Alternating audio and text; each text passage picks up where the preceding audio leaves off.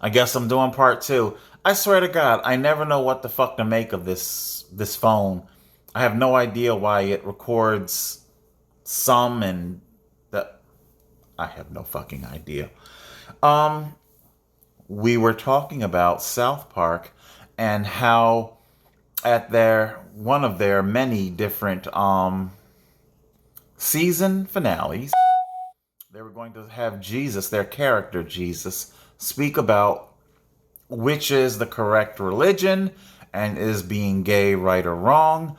And it was amazing the way there were so many people leaned in wanting to get Matt and Trey, because those are the creators, you know.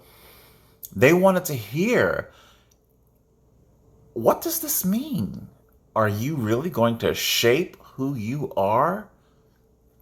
Are you going to either add to or take away your morality? You know, is this cartoon going to edit your morals?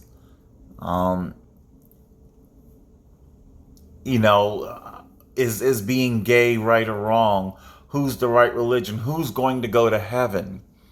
You know, and it wouldn't be the first time that I think this show and other shows who are supposed to be, you know, nonsensical, and yet they have this intrinsic way of causing society to lean in and listen. Most notably, The Simpsons, Malibu Stacy. They make the doll finally talk, and everybody wants to know, oh boy, what's the political statement going to be? Huh? Everybody's leaning in. Everybody wants to know. So just bear that in mind as I reference my cartoons, you know. Um, People do indeed want to know exactly.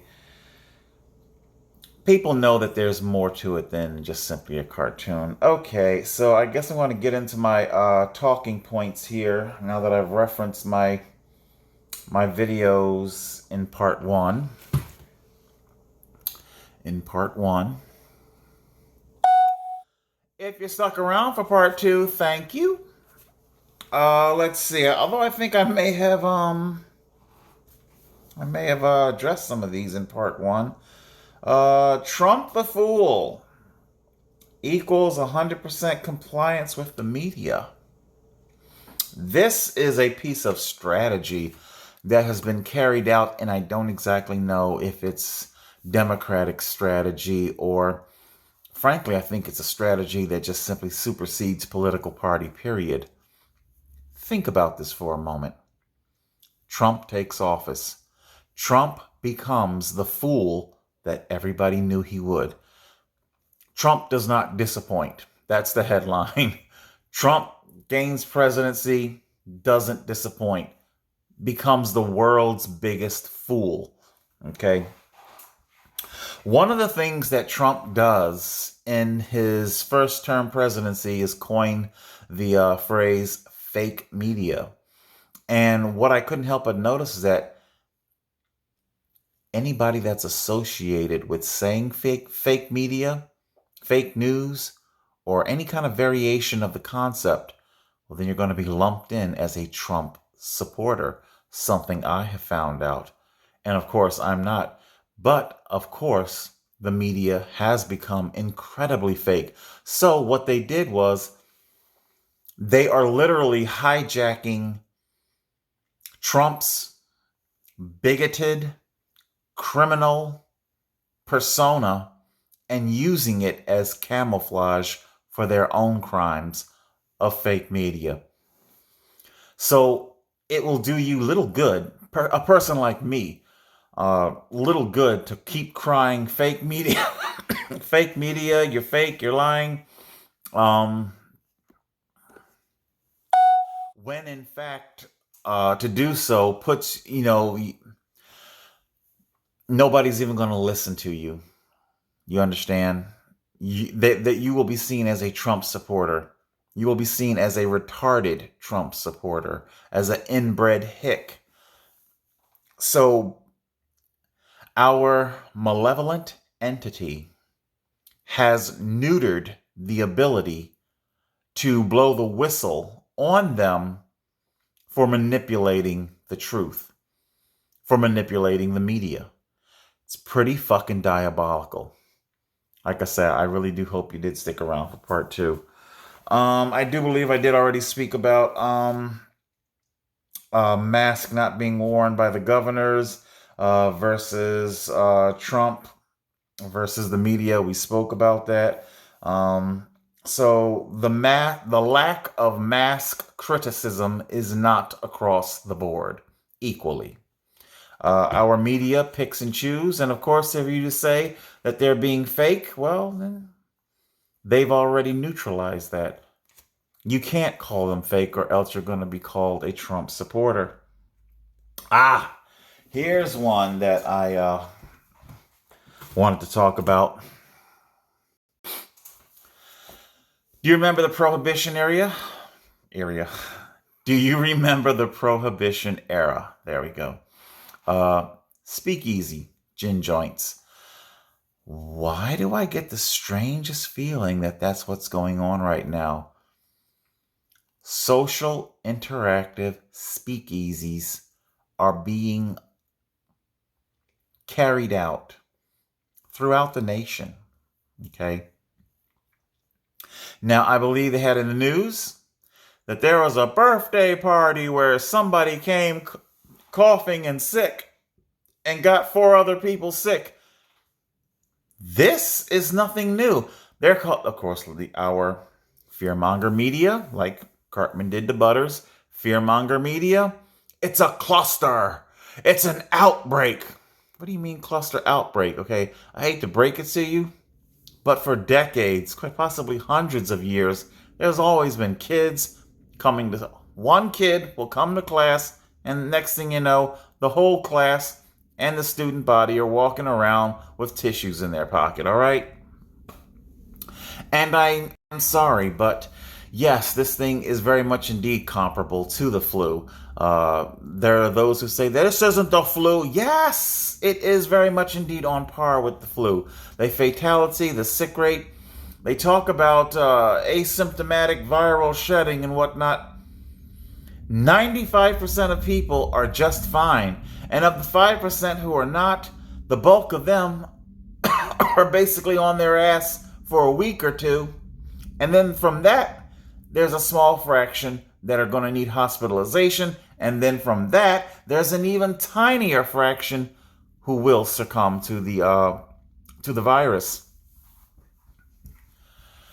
In other words, I think so many things video clips I could call up. Although this is part 2, maybe I should call up a few. Did anybody see the darling little video? Puppy dog playing with baby, and the dog's licking the baby's face and licking the arms, and dog licking. Now, whether it's your baby or just frankly you, couldn't help but wonder.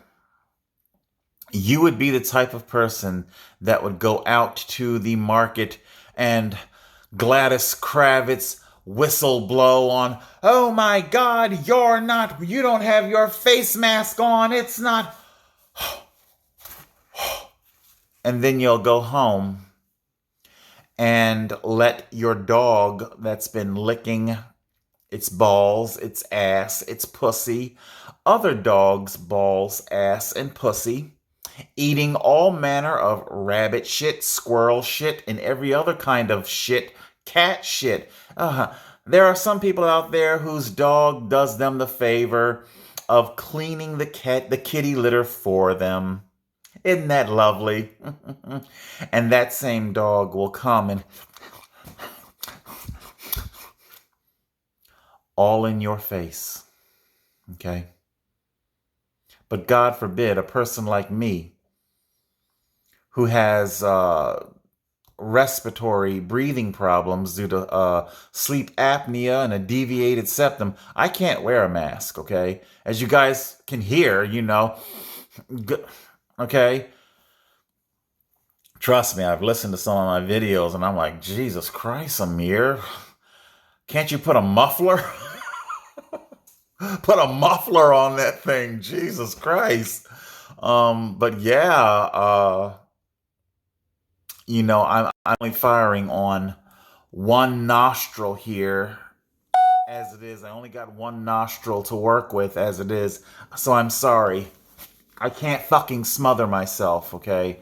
So you're gonna have your Gladys Kravitz out there go ape shit bananas because I can't smother myself for her fear-mongered social media, because Cartman told her to put something over her face and not look because there are bodies everywhere, mixing metaphors here, you know, but you'll go home and you will basically make out with your dog that eats the shit out of the cat litter. Uh-huh. I see.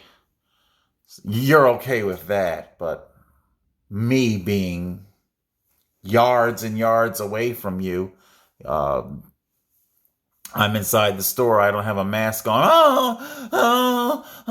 Ding ling ling ling ling ling ling ling ling.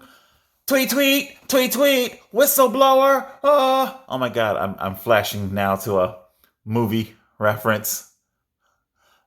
The 70s version of the Body Snatchers.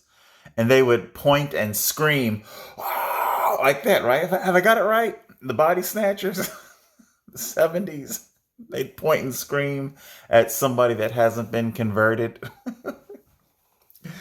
I tell you. And I think that's it. Maybe I won't keep you too long. I got, 10, 11, 12 minutes there. Social speakeasies. Social interactive speakeasies. I think it's already going on. I think there are underground beauty parlors. Quite possibly your classic, your traditional speakeasy. Maybe there's somebody out there has a basement and they're selling booze for a bar and stuff like that. And unfortunately, what this would have to come to light to blow the whistle on government, because that's what the government is terrified with right now. As the southern states are beginning to open, you see, they're not scared that there's going to be an explosion in infections. They're terrified that there won't be.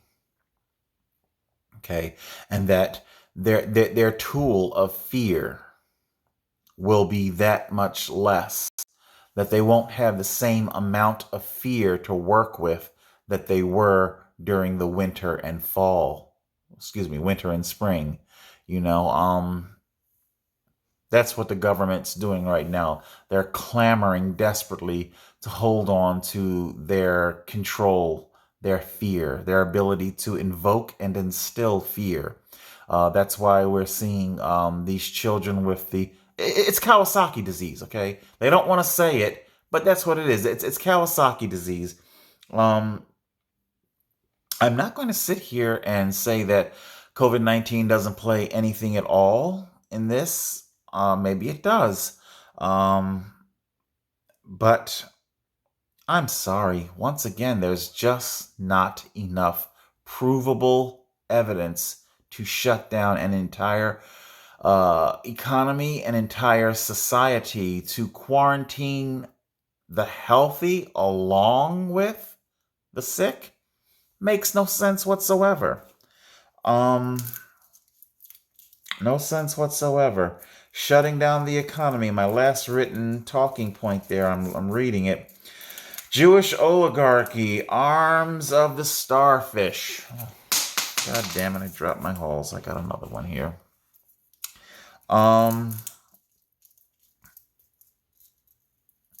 I've been giving some thought to this quite a bit.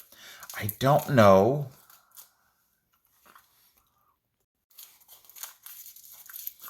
When I stop and I think about the enormity of the Jewish oligarchy and all its different arms of the starfish, now I do understand that its ownership of the healthcare system stands to earn a fantastic amount of money. If you guys didn't remember, I said that before the whole COVID thing came out, I was talking about how Bernie Sanders shit. I was talking about Bernie, if I'm not mistaken. His single payer system, basically the biggest transfer of wealth from the U.S. Treasury into the healthcare system. Did it not happen? Okay, like I say, I don't broker in chalkboard talks and push pins and yarn and post-its and all that conspiracy type stuff. I just simply talk about what has happened and what's happening now. I take those two things and I extrapolate what most likely will happen in the future. And apparently my extrapolations, they are coming true. When they don't come true, then you got something to hold over me. But right now they are. So the largest transfer of wealth from the U.S. Treasury to the medical community, the Jewish-owned medical community, corporate media, and its anti-chloroquine panic. I don't know any other way of saying it. It was a panic. I am not saying that chloroquine is the end-all be-all to COVID-19. I really am not. I really don't know. But one thing I do know is that is the moment it was brought up, how can I say this? Have you ever known a guy where you got a group of guys and one guy will jokingly call another guy in the group fag, queer, homo, and that guy loses their fucking shit? You know, and the group of guys like, whoa, whoa, whoa, calm down, man. He was just busting your balls. Relax, relax. If you overreact like that, then guess what? You just outed yourself as gay. I'm sorry to break that to you, but that's exactly what has just happened. Corporate media, same thing. They lost their shit whenever anybody spoke about chloroquine. No, there can be no talk of chloroquine. That stuff is dangerous. It'll kill everybody. No fucking trials had gone on. I am aware of the French study. There has been so much hijacking of information out there, okay? And I'm not just simply talking about information that would tickle my ear. No. It's so sad that it's to the point now where you really don't know who to believe anymore. I do know this. It makes no sense at all for the corporate media to react the way they did about chloroquine. I'll tell you this, speaking of that French study, before the French study came out, there was, because like I said, the government brokers heavily, depends heavily on you not remembering, not having a buffer to recall what's happened thus far in the story. They're hoping to God that you go home, do a core dump, and are ready for fresh garbage every day. Okay? Prior to the French chloroquine study, there was another chloroquine study.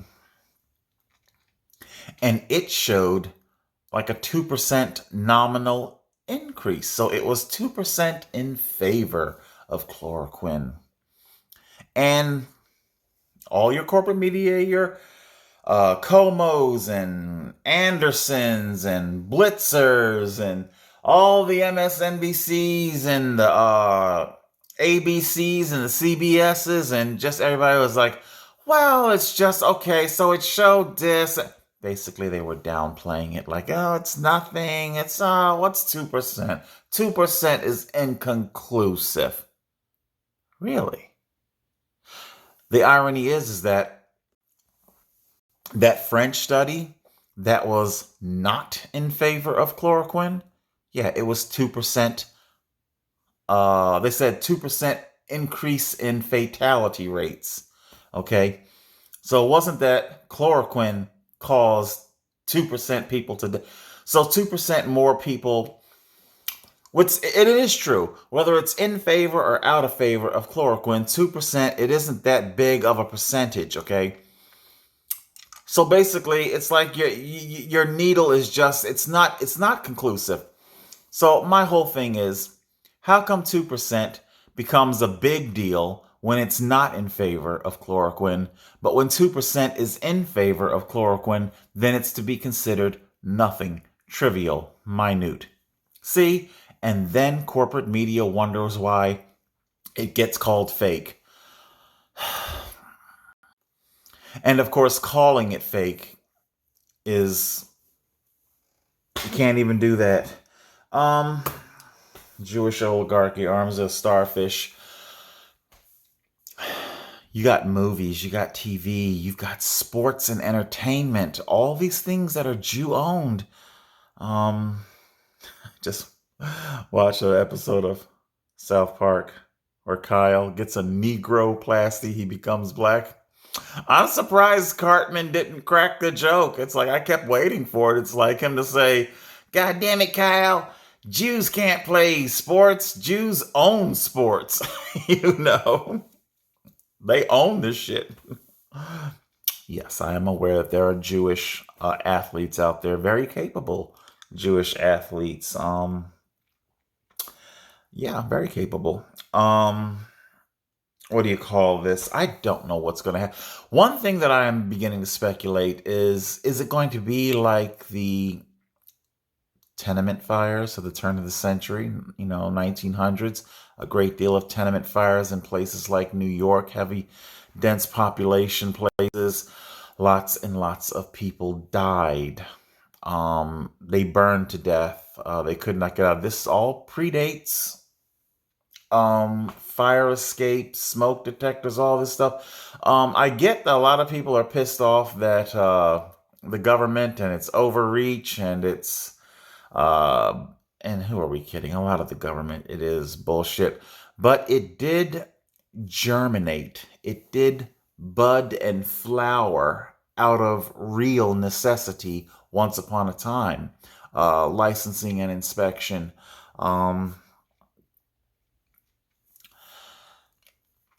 Considering how many buildings were Jew owned, hence the term Jewish lightning, how many Jewish owned properties burned to the ground at this turn of the century time, it made you wonder, oh my God, why would a Jew set fire to their own things? I mean, you got like in other words, like a COVID crisis where you shut down. Oh, I'll cash in because it's not business isn't it isn't profitable having a business right now, so I'll burn it to the ground. That sort of thing. That's the mindset. I have not looked into the Jewish lightning phenomenon craze of the turn of the century.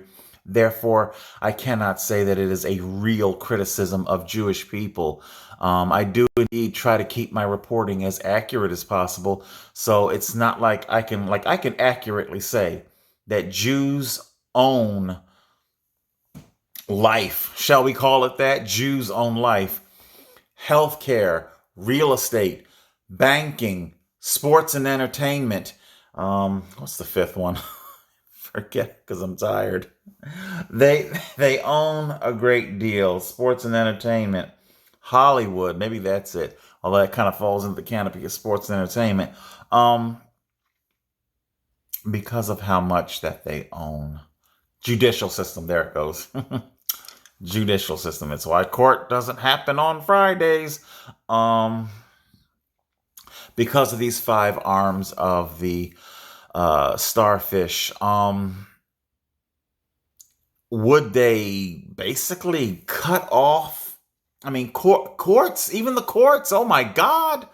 The municipalities, the cities, they are hemorrhaging money as it's not just the price of crude oil that is plunging. Well, thank God, drunk driving, all the things that municipal courts earned money off of to fund first responders in their municipality. There is a massive fucking deficit brewing. Some of the states have already begun to go to Congress and to Washington to do an emergency intercession. I know Como and Murphy and all of them, they're all asking for tens, maybe hundreds of billions of dollars. They're not getting that much. I don't know if they actually need that much or not. I don't know. But I do know that there is a massive deficit brewing. I'm saying all this to be as fair as I can to the Jewish oligarchy. Would they slice off 4 arms of their starfish just for one arm, the medical healthcare? Maybe, considering, I mean, it's all about dollars and cents. We're not just simply talking about a few hundred billion. For the first time in American history, they're talking about minting trillion-dollar coins. That's the kind of drain. That's the kind of massive drain that is happening on the Treasury right now. Just phenomenal amount of money. And of course, that opens up a lot of how much money can you print before we become Venezuela? Okay, that's my fear there. Trust me, I love getting $1,200 checks, but how much can we print before you end up becoming Venezuela? All right. Would they destroy? And then again, I don't know. Maybe the Jewish oligarchy is just simply going to do the same thing they do with their corporate media.